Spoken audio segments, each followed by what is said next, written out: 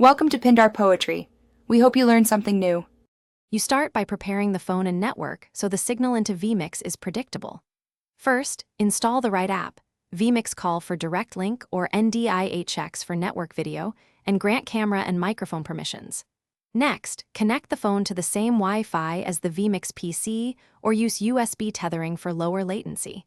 This reduces dropouts. Place the phone on a tripod or stable mount to avoid framing shifts. Once done, you're ready to add the phone as a source.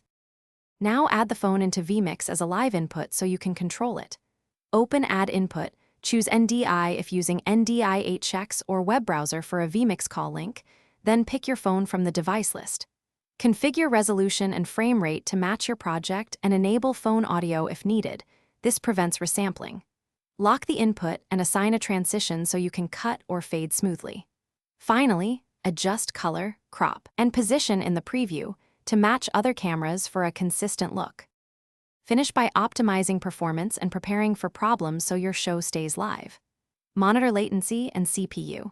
If spikes appear, lower the phone's resolution or frame rate to reduce load.